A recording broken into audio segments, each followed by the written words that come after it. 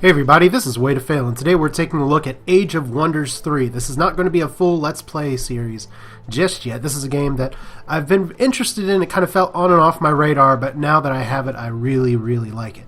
But I do want to just go ahead and show you all kind of the ropes in this video today, give you a little bit of a look, a little bit of a peek at it.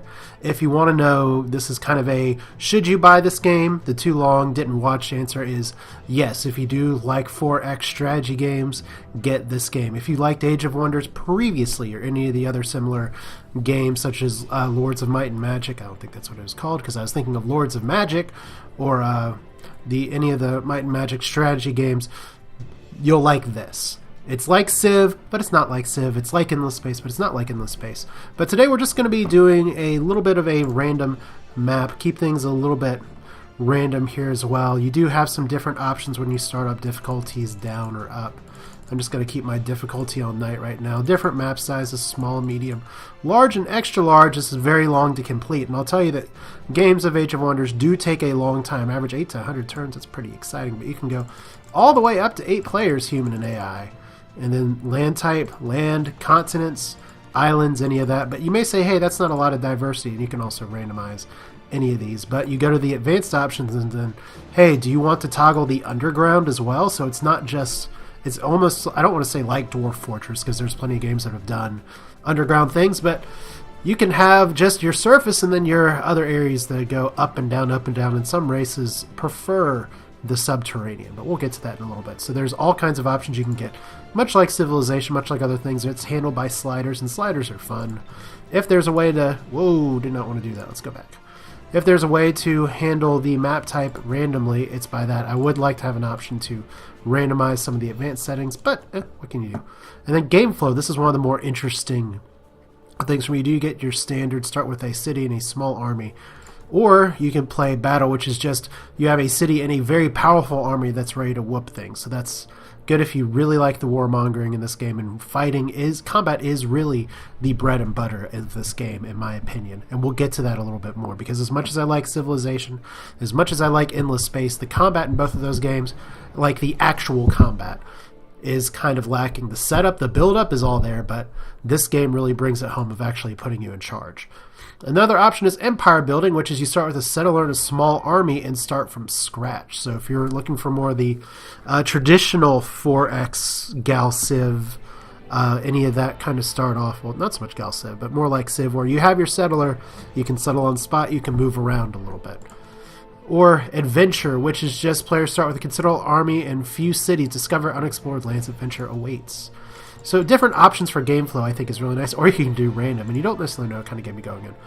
We're going to go into normal, and if I do a series in this, and I really think that I will, I've gotten a lot of positive feedback from my Lords of the Realm Viewer's Choice series that I finished a while ago, especially from people who've been searching for kind of that kind of game and are interested in me doing that a little bit more. So I'm happy to do that. I just kind of want to get my legs under the mechanics of this game first. So if you hear me herp derp a little bit in this series, or not in the series, in this video, I apologize. But we could do classic turn or simultaneous turns. I kind of prefer classic turns.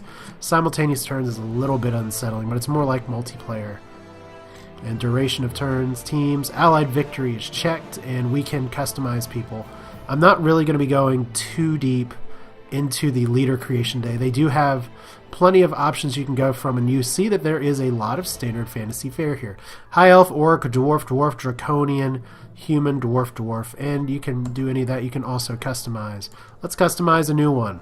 So you have your different race options here: orc, goblin, dwarf, draconian, high elf, human, and then you have your different classes. Dreadnought, which is, and I'll know a little bit more about these as I play it, but this is more of a techno steampunk kind of physical based, not magic based.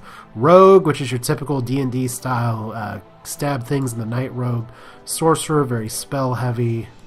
Theocrat, kind of priest, very spell heavy. Warlord, more of your warrior, but has a lot of kind of buffing spells as well. Archdruid, spell heavy, but kind of a balance of offensive and defensive. So you have those different options, and we're just going to random. Okay, well, we're going to apparently Orc Dreadnought, but it's not randoming. Oh, wait, there we go. We'll go 1, 2, 3, 4, 5. There we go. We're going to do an Orc Theocrat, apparently, today. So I'm sorry if you're looking for a little bit more detail in terms of getting this together. You can see the little dance. All right, thank you. Now, orcs are not necessarily predisposed to evil, even though it says they're creatures of destruction, especially when you have your different specializations here. And two that I really want to focus on here are Destruction Adept and Creation Master. Because there is kind of a rudimentary alignment system in this game where you can do good deeds or bad deeds, and some of your skills really line up with that. Theocrat skills line up very well with creation. So in fact, what I'm probably going to do here is get rid of one of the fire or air specializations. In fact, I may get rid of I don't know if I want to double down on Creation Master, but I may just do that, specialize more in that. And you can go air, earth, fire, water. You can also do an expander, which makes yourself a lot bigger to grow, settlers, etc. Or explorer and be like Dora, I guess. But I'm going to go, why not? We're orcs, let's go with the depths of the earth. So you have those three options for your specializations. Creation Master may be overboard a little bit, but let's just go ahead and I think that looks okay. You can make your banner all kinds of special. Arugula Ironheart. Apparently you cannot randomize the name, so we're just going to go with Arugula.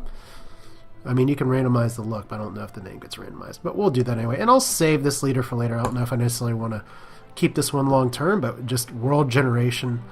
This is a fantasy world. Magic is abound, and it's really a there's two key sides to this game.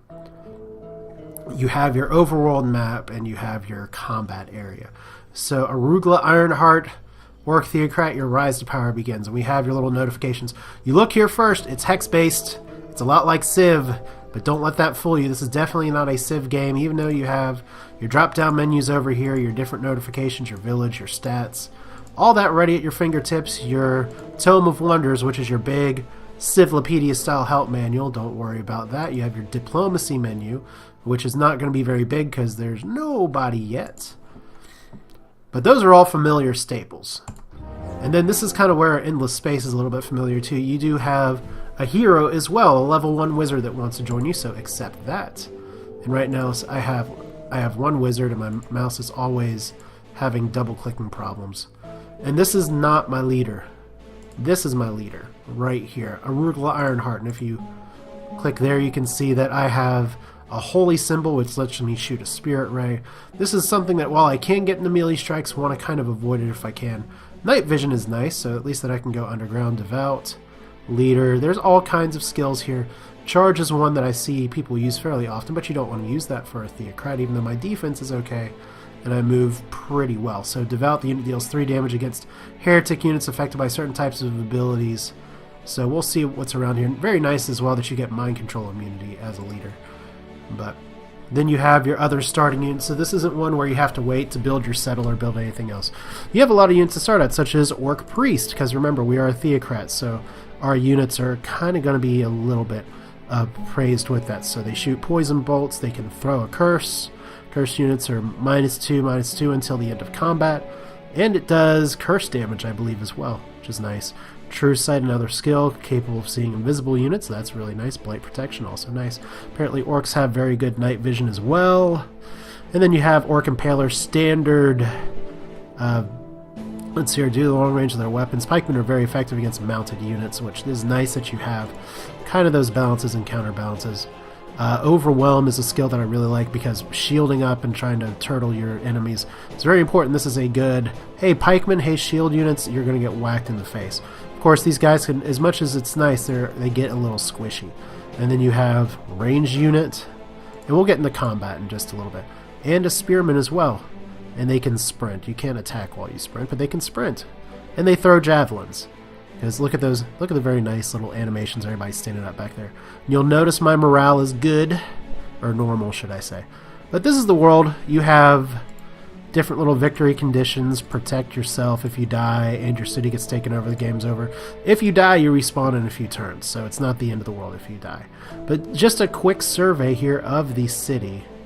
If I can actually get to it. My mouse is a little wonky right now, so we're actually going to go view Harzur this way.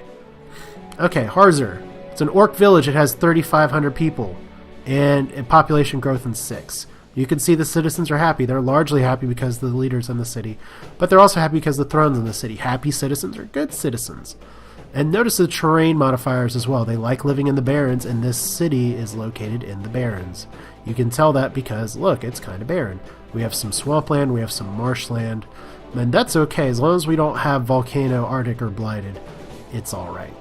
So this is what we have just kind of around here. Let's look at the research real quick now. I am a theocrat, so I have kind of some priestly options here, such as stoning, apparently, which is pelts a barrage of rocks at your enemy. 24 damage. Jesus, that's a lot.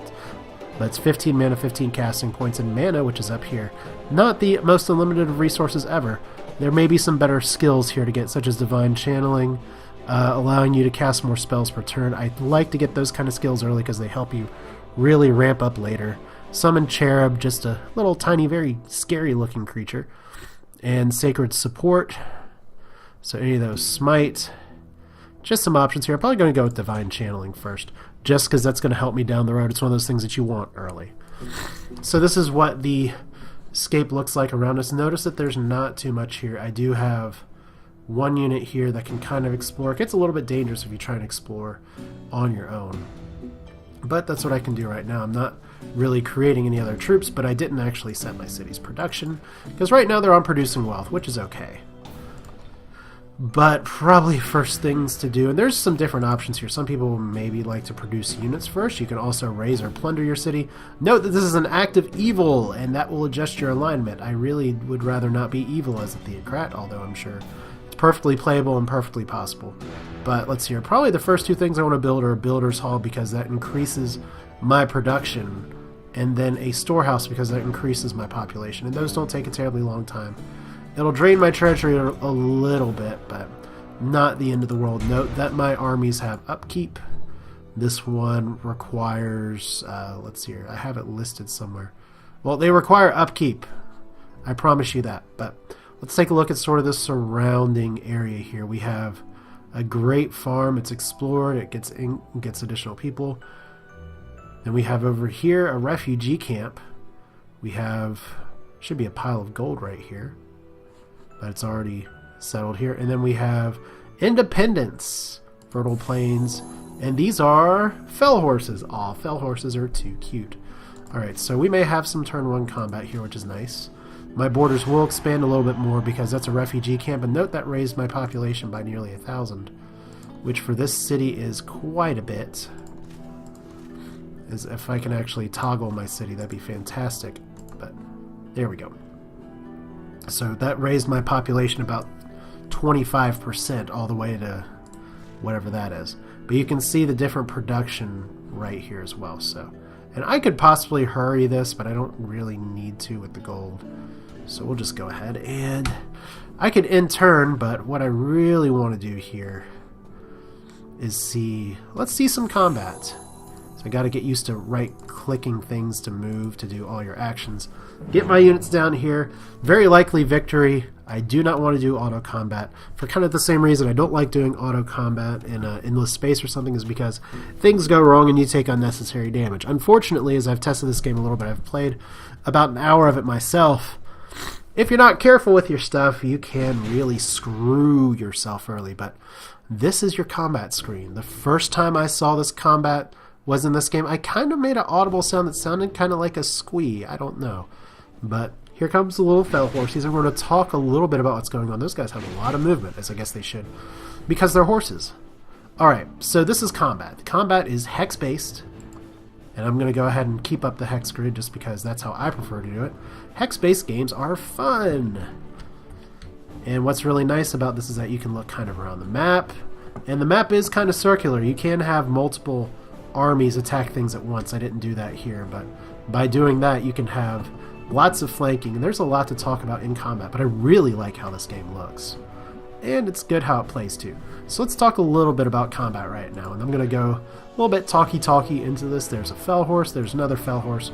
We are in an area that has an aura. Mass Bless. All friendly units on the battlefield, blessed units gain +2 and +2. Undead are affected by this spell, or unaffected. So notice that these guys have better defense and better resistance. But meanwhile, here I am, Arugula Ironheart. Do you have buffs? No, because they are apparently not super friendly. So let's see. how do we want to do this? I have my archers, I have my spearmen in the back, and they throw. You can tell by the little circles here what their range is. Now, some other important things to keep in mind is that if I attack from green, and you can make multiple moves per turn, like I can move here, see my range goes up, I can move over here. Now the circle's over here, and if I attack range, I do get a range penalty, but I can still do some damage right away. And because I'm shooting from right here, if I had an opportunity to get multiple attacks, I could get multiple attacks, but we're just going to go from right here, because I do not really want to run and expose my units if I can avoid it, because this guy has a little more health than I'd like to deal with here. So let's see here. I could do an Orc Priest Poison Spit, and if I do that, that's going to be ×3, and this is what I'm talking about. If I move up here, it's a double attack. If I move all the way up, it's a single attack. But I want to see, I want to really kill this horse this turn. So we're going to Poison Spit, because that's what priests do. 1, 2, 3 attacks. And you can see the little health bar there. So what do we got right here? I can do a Spirit Ray, can trigger up to 3 times. And note that this guy's in range, the other one's not. They have some pretty good resistance, but I wonder if I should maybe move a little bit closer just to get rid of that range penalty. I don't know if I can move that much closer. No, we're still going to get the range penalty, but if I move up here, yeah, exposing myself a little bit, which maybe whoa! And that's what I'm talking about, where I need to get used to combat a little more, because I thought I hit 5, but nope! I went up there and I charged, which you can do a charge attack by going all the way up there. Bright side is that this unit's probably dead this turn. So there is our Orc Greatsword, and now we get to see if I move up here and then attack, this guy will be flanked. And because he doesn't have a lot of life, this flanking attack will probably kill him, and it's not going to get retaliated. Because if you notice there, I did a melee attack, and poor Arugula got hit. This guy, though, because he's attacking from behind, where the front box this guy's not facing, going to be able to get some stuff there. So melee strike. Oh, I didn't get a flanking bonus. It must have been facing all 3 over here. So live with that. Make it. So there's an Orc Impaler. I don't think these guys count as mounted, but we'll move you all up here. I really just want to protect my range units at this point. And notice I can't actually attack anybody because these are melee units. And Razor Bow. Excuse me for the sniff. Now, if I move 2 tiles over, I'm gonna not have range. Notice this rock here is actually acting as an obstruction. But also notice that if I try and attack right here, I have a line of sight penalty because I have a unit directly in the way, and I have a range penalty. You know what? We're not gonna have a better position to do this, so let's do it anyway. Alright. So there's one horsey down. That's combat. It's very exciting. Fortunately, this is a pretty easy fight here, and notice that horse ran all the way around to flank and charge and beat the shit out of my greatsword. Alright, so notice that if I attack, this guy will retaliate, and he could retaliate 3 times. You want to try and hold on to your unit's health as best as you possibly can. So we are going to just move up here. And there is going to be a line of sight penalty, but once again I'm going to try and take out the Fell Horse. I'm going to try and make this work. And note that there's no penalty right here, so that's good. No range, no anything. There's a perfect line. I'm not trying to shoot over anything. So, Acid Blobs, go. I'm only going to get 2 shots, but this is going to soften them up quite a bit. And let's see here. I do have possible archery happening. I can hit him 3 times for very little. And I'm going to get a range penalty and a line of sight penalty no matter what, so might as well do this now. He's down to 23 health. And I wonder here, if I go in with my great sword, because I do want to get some experience for these guys, and I'll talk about leveling up after this a little bit. I do want to get some experience for these guys, but this horse can actually hit pretty hard. You can see by this 10 to 16, so I want to avoid that if I can. However, if I move over here, I may be able to get a flank and possible attack from range. Problem with moving here, you see where that arrow is, that red arrow.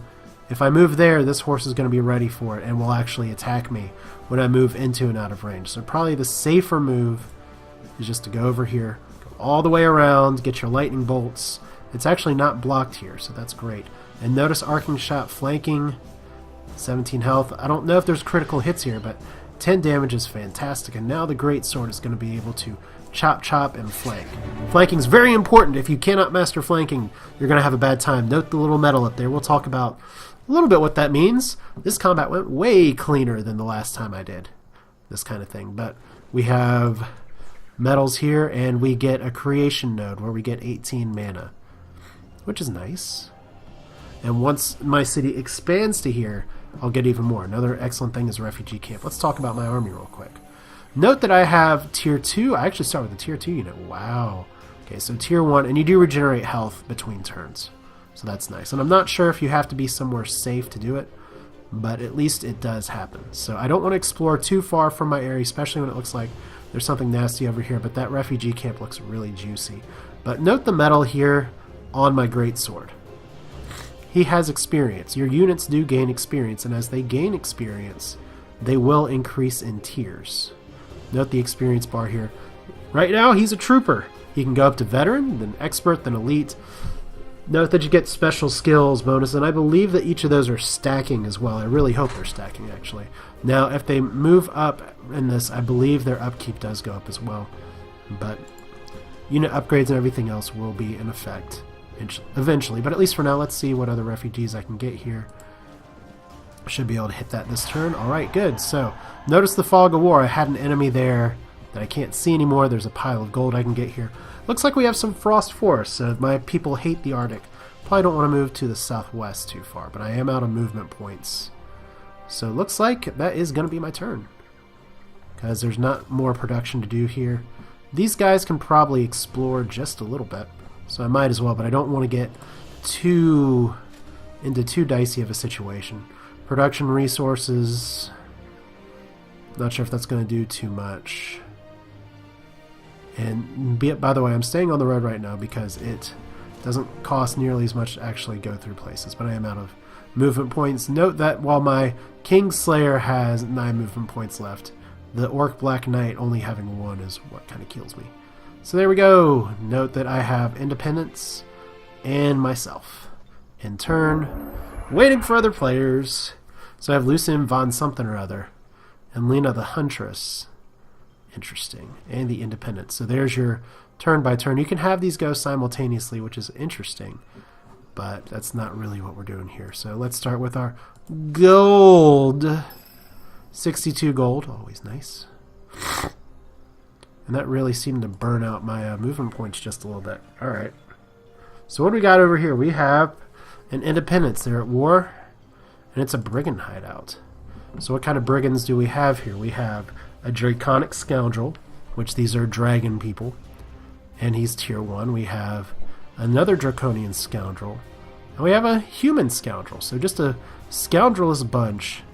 In fact, I may just move this guy over here so that next turn I can attack these guys together, because I want to show you what that's all about. So let's just move you all the way over here. I don't need to explore too much of the west first. I've found that really building your infrastructure and getting yourself together early makes a big difference. So let's end turn.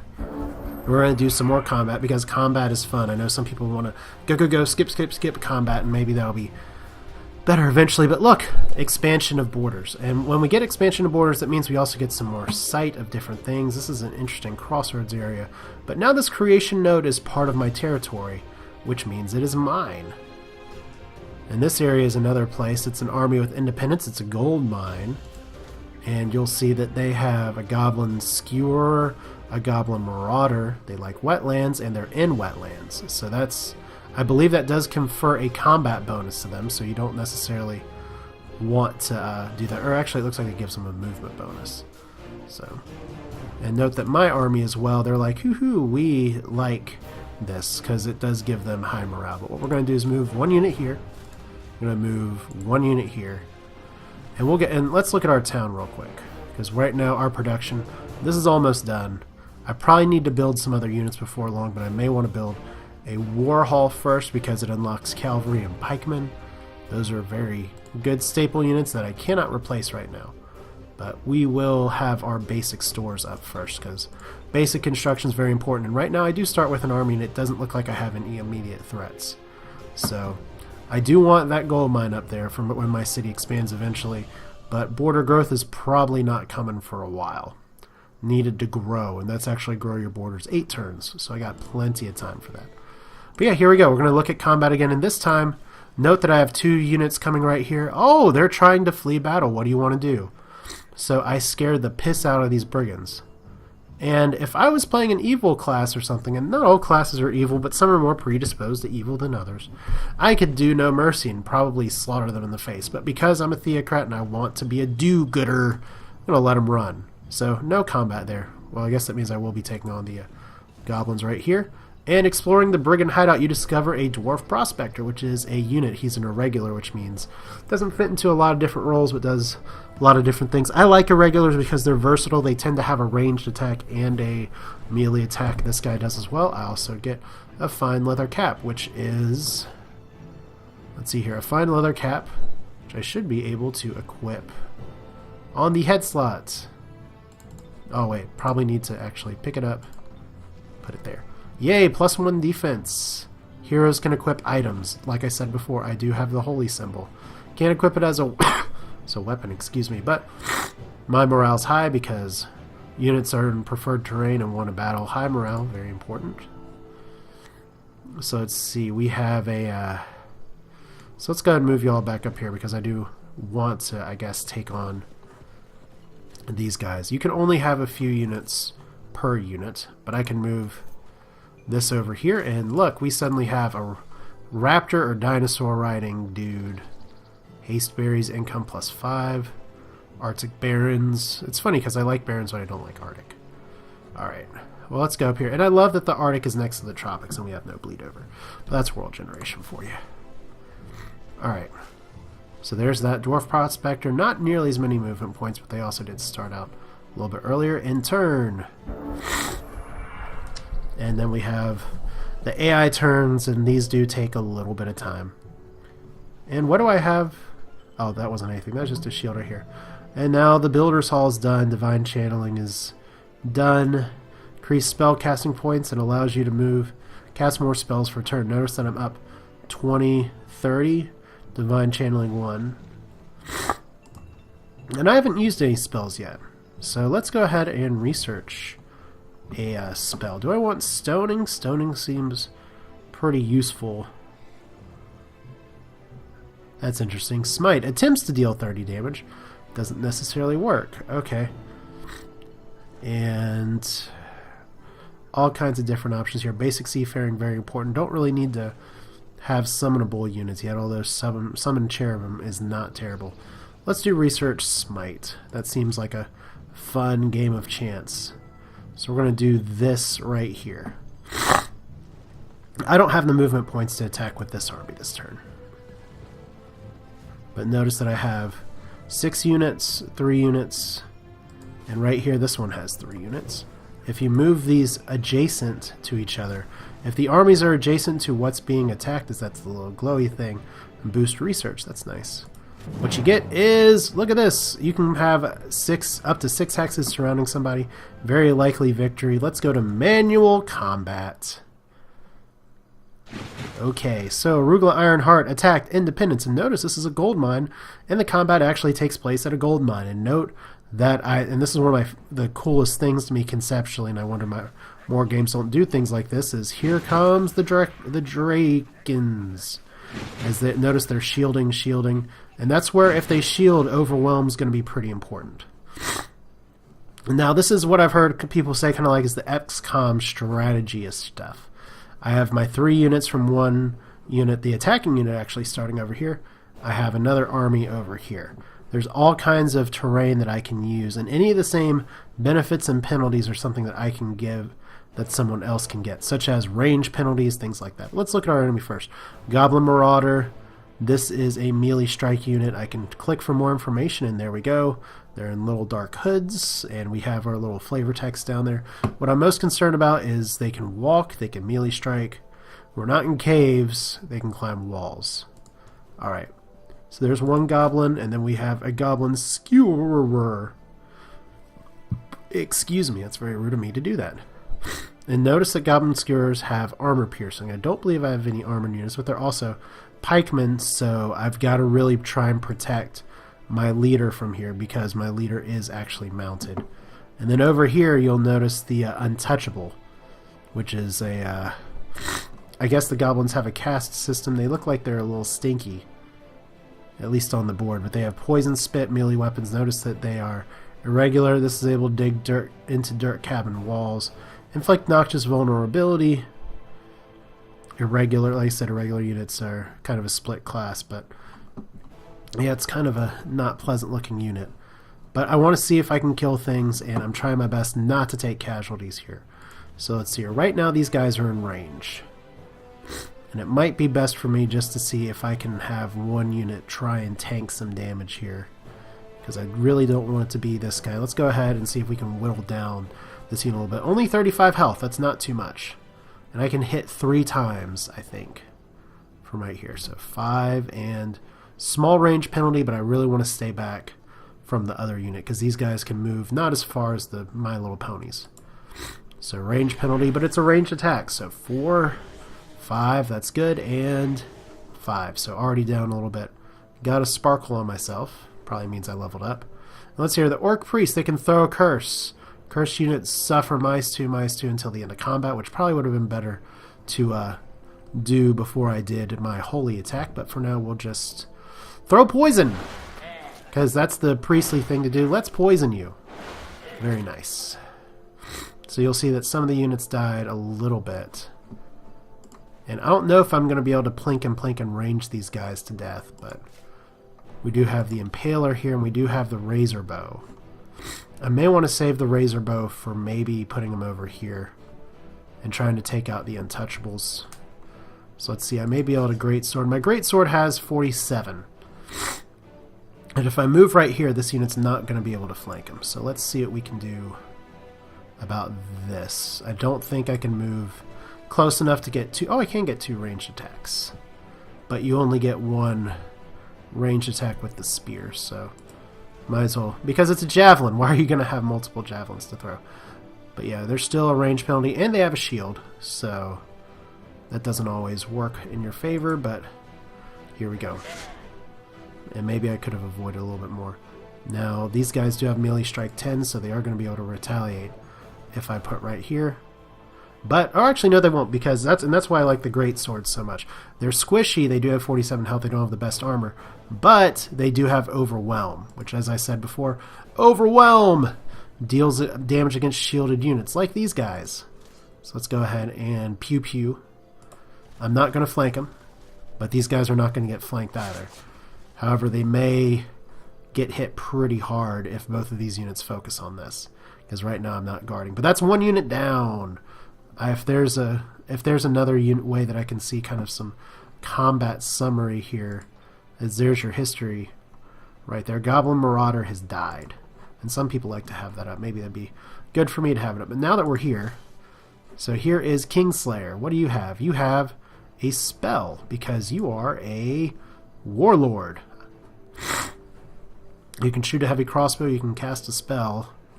And what spells, pray tell, do I have available to me? Mr. Warlord.